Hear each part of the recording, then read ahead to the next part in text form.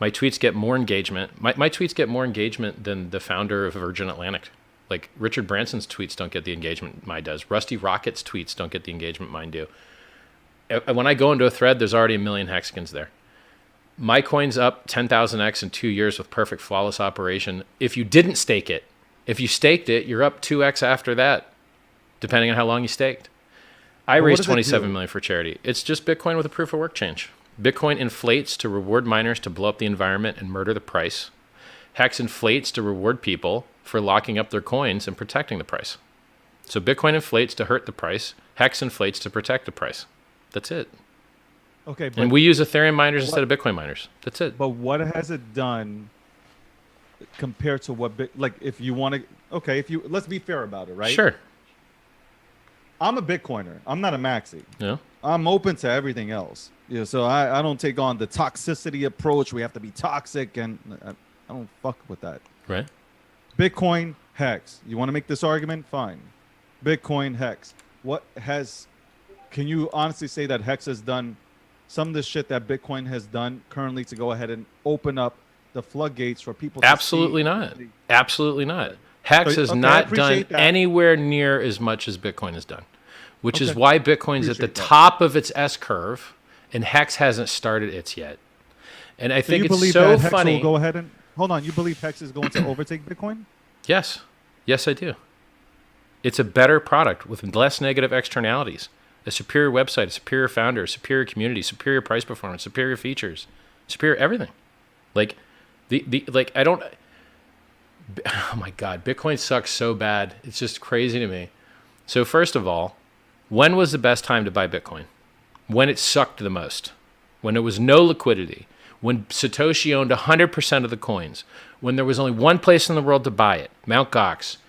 When everything sucked was the best time to buy it, and everyone called it a scam. And when's the best time to buy Hex? When the coin's ownership is centralized, and when everyone calls it a scam, and when it's not traded that many places, and when it hasn't made all the impact Bitcoin's made yet. Because then everyone already bought, and then all they can do is sell, which is why the chart for Bitcoin sucks compared to everything. It's down for 5 years. It sucks. But people just don't update their worldview. You're holding the top of an S curve, but you don't realize it. You still think you're early. You're not early. You're late.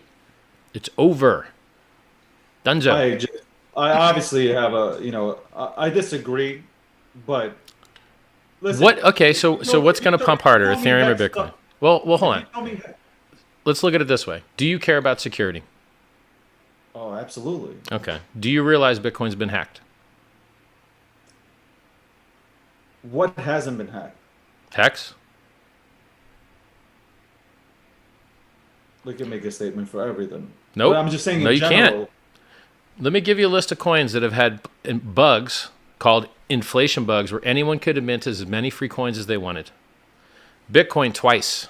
They had to roll back the chain in 2010 because someone minted 6 billion Bitcoin. Oops. Yeah, but that was a hit. That was a... Oh, it's just a whatever, yeah. Well, then it happened again. It happened again 3 years ago, and it was responsibly disclosed, but he could have just minted as many free Bitcoin as he wanted because it's trash, garbage, spaghetti code with no written spec and no bug bounty program, and devs leaving the sinking ship left and right. That's crazy. Like, you know what? I'm listening. Like, look, I get it with the Hex. No, but bro, I'm telling you about Bitcoin's critical vulnerabilities, and you're like, what? Like, they didn't happen. They happened, but you're just not a computer science guy. Like, it matters. It's spaghetti code. It's trash. I do not. And by the way, I never claimed that, like, I am fucking nasty with C++ and Solidity and Python. Never will get that out of me, man. Okay. I'm not a coder. Well, I'm just telling you that Bitcoin is spaghetti code, and it's had critical vulnerabilities where anyone could have minted as many free coins as they wanted twice, and one time they did. And our code will never have that problem because our consensus code that controls supply is locked and isolated, immutable, and can't be changed, and therefore it's safer. So Bitcoin is like a safe with a single lock. Hex is like a safe within a safe. There's the normal Ethereum network, which keeps things accounted for properly. And then inside of that is another safe with this our locked, immutable, isolated smart contract, which makes it extra safe. Monero has had an inflation bug. XLM has had an inflation bug. Ravencoin has had an inflation bug where a hacker minted 10% of the total supply and dumped it on the market. Bitcoin's had 2 inflation bugs. Hex is more secure than any of those coins. Period. And people just pretend like it's not happening. No, Hex is more secure than Bitcoin. Obviously more secure, and has never had any of the vulnerabilities that Bitcoin's had. And Bitcoin's had many. And our price chart murders theirs. We were up 750x versus Bitcoin had you bought January 1st of 2020, or January 5th, and now we're up 250x. It's like a giant bull flag and then another giant bull flag. How can we win harder? We won the price, we won the performance, we won the features, we won the domain name. When Bitcoin.org was hacked and posted a scam on the main Bitcoin website, did Satoshi come and do an emergency live stream to save the Bitcoin users? No, because he abandoned you. I did an emergency live stream to save Bitcoiners. Me. When's the last time Satoshi gave you free coins? I gave Bitcoiners free coins. I'm a god in this space, and I demand my respect. So this all comes down to kind of like LeBron James just demanding his respect. I demand it. I will have it. You can get it the nice way, or you can get it the not nice way. Well, hold on, Richard. Honestly, you don't really have to go like from my standpoint. You don't really have to go about it this way in order to go ahead and get attention or respect. Like, dog, but you do though. Yeah, you do. I tried it the other way. But hold on, I did it the other way. Who are you trying to get attention with? I'm trying to save all these people, man. There's people out there to say Bitcoin's unconfiscatable, but the U.S. government's auctioning it off all the time. It's a lie. There's people that say Bitcoin's never been hacked. It's a lie. There's people that say Bitcoin's the most secure network in the world. It's a lie. I'm sick of people lying. If you want to take that argument, everything in its infancy has somehow, some way been touched. No, 9 years ago is not Bitcoin's infancy, bro. We're still early in this. Like I hate using that word. The world's richest guy bought. You're still early. What? What? In this industry, are we not still early? No, you're not, bro. What do you mean? 13 years is not early, man. Bitcoin is at the top of its S curve. It's limp, D, weak, meh, sideways, lame, sucksville. And by the way, not only did the world's richest guy buy, but all of his friends bought too. So Michael Saylor bought. All the people he scammed into buying the top bought. Heck, Three Arrows Capital bought with leverage. I called the top. They bought the top. They're wrecked, and I'm God mode. I'm all-time high net worth, and everyone else is because they just couldn't listen to the guy that was smarter than them. I'm smarter than Michael Saylor. Michael Saylor called Bitcoin a scam that was going to fail in 2013, just like online gaming. That's Michael Saylor's tweet that he never deleted. He left it up. But he also said that Apple was going to be a phenomenal company. Sure, he made one good call and one bad call. So, Hex, quite simply, is Bitcoin with a proof of work change. So, Bitcoin pays you to destroy the environment. It only rewards you for doing SHA-256 mining, which is extremely energy intensive on purpose. Instead of calling it proof of work, you could call it proof of waste, because if it wasn't wasteful and it was useful, then you could reduce the cost of an attack by selling the utility. But since it's totally wasteful, you can't sell the utility, so it makes the attacks more expensive. I'm not going to go into the game theory of it, but that's why you see a lot more attacks with botnets, because there's side utility to having CPUs, and then you can just rotate what you attack because you already have a botnet you can make money with in normal life. But with SHA-256 mining, you can't do anything else with your SHA-256 miners. So if you're going to buy them, they can only be used for Bitcoin. And then since you've invested so much in the hardware, why destroy the network, which is the only thing that gives those things utility, which is why you don't see 51% attacks in Bitcoin anyway. So I guess I did go into it. So with Hex, we just replaced paying people to destroy the environment. So Bitcoin pays you inflation. People think Bitcoin's deflationary. It's not. It inflates. That's how it went from no coins in 2009. There were 0 coins. And now there's 19 million coins. That's how it happened, by inflating it. I've inflated it myself, full blocks on my own, no pool. 50 Bitcoin block rewards at the time. So in Hex, we reward people to store energy in the system, which causes positive price pressure. So in Bitcoin, miners are paid to dump the price to enrich mining hardware companies and electricity companies. And it's how the security model works. They don't have a choice. In Hex, we piggybacked an existing network already eating that horror, which is the Ethereum network, they already get their price dumped by miners the same way Bitcoin miners do. They already harm the environment just like Bitcoin miners do. But since they were already doing all that, we can pack our transactions on top of the Ethereum network for what used to be pennies and get all of the same protection against 51% attacks and things, and get interoperability with online exchanges or on-chain exchanges, and just all types of great stuff came with it. And we don't have the negative price pressure of having to sell down the price constantly to pay for electricity. And is that because it's locked up? no, it's just because we don't have miners. There's no miners to pay. So we don't have to pay for network security because Ethereum's already paying for it. So the Ethereum network's already secure. It's free for us to piggyback on top of it. We don't have to pay our own block rewards. So instead of having that negative externality of environmental destruction and enriching weird companies in the middle of nowhere that you've never heard of before, like Bitmain, we just pay that inflation directly to stakers and enrich those guys. And because there's no negative externalities, the inflation in our system, which is lower than Bitcoin's ever was when it went up to 20K. So Bitcoin's at 20K, the first time the inflation rate was 3.89%. It used to be many folds higher because it had already cut in half twice. So in our system, we start at 3.69%, and you only get paid at the end of your stake. And since the average stake is 6.5 years long, this inflation is extremely delayed in the future, extremely low. And since there's no negative externalities, you see people just restaking it. I mean, the amount of people that just have, $100 million and just restake it is very high. So people treat it like a real store of value. They peel off what they want to be rich, and then they just keep getting richer. And that's where they're storing their energy. At least that's what it looks like. So it's just Bitcoin with proof of work change. Instead of using Bitcoin miners, we use Ethereum miners. And instead of inflating to destroy the environment, we inflate to protect the price by rewarding people that delay gratification longer. That's it. Isn't that system kind of like, wouldn't somebody call that a Ponzi? Well, they would call everything a Ponzi, but they're inaccurate, right? So like human life is a Ponzi.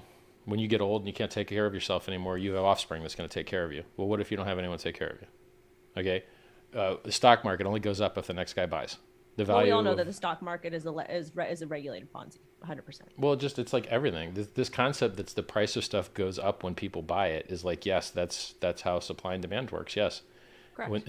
And then if people stop having demand, the price goes to zero. Like 8-track tapes, they're not worth anything now, And so this idea, the thing that people have to understand is that creating things that appreciate in value is the core of what business is. Business, by definition, is creating a system to accrue value for shareholders.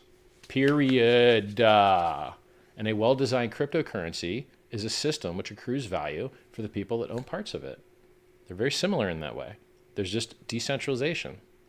So the Howey test controls what is and isn't a security, and it states quite simply that a security is when people put money into a common pool with the expectation of profit solely from the work of others. And so as a Bitcoin miner, who's giving you your Bitcoin? You're giving them to yourself. You are creating them yourself out of thin air.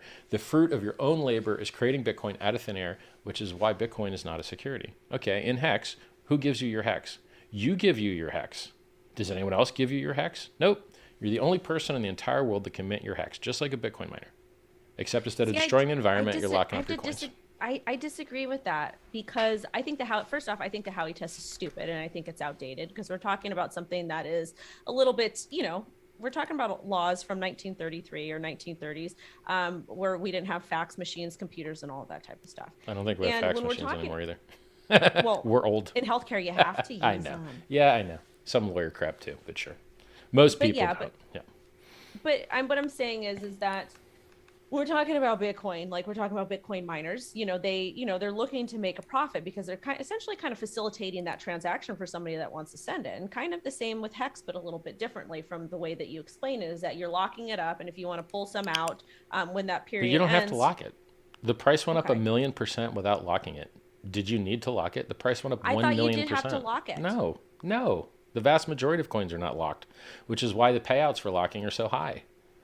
Only 10% of coins are locked, which is why you can get, or currently the stakers are making an average of around 40%. Now, as a new guy coming in, you're going to get less because they got better share prices because the share price only goes up over time to simulate compounding interest. Up over time in Hex terms. It moves around based on the USD price.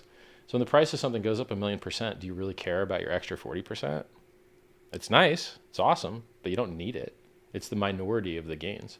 So somebody, like, basically, if you took Bitcoin Network and replaced the Bitcoin miners with Ethereum miners and then told them instead of doing SHA-256, you're going to lock up coins to get inflation, that's it.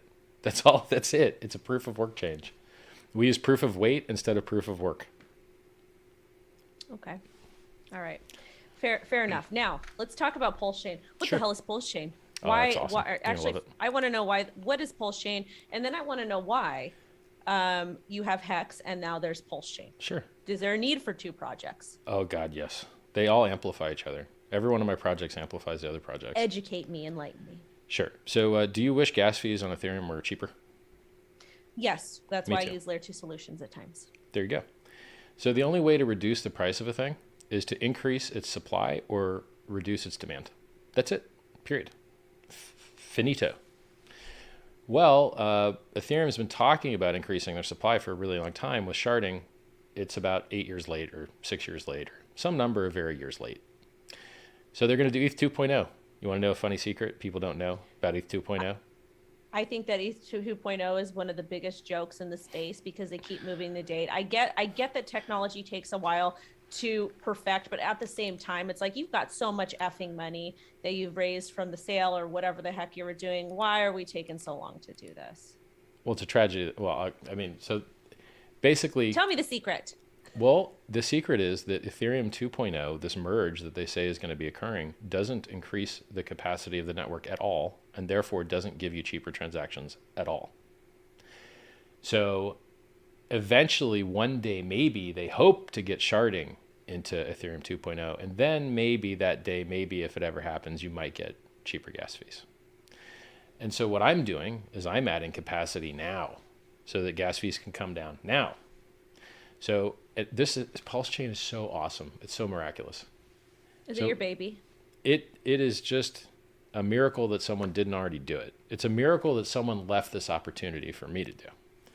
So we've got people, somebody just minted NFTs like last week. They paid $100 million in gas fees. That's $100 million that could have stayed in their community and pumped price. But instead, it's going to miners, and what are they going to do it? Blow up the environment. Good job, guys, you idiots. Like, pulsechain solves this. So we don't have proof of work. We use proof of stake, which, by the way, is what Ethereum 2.0 is trying to get to, but we're going to beat them to market with it. I mean, we're very close. We're very close to launching. Testnet's been running good for months.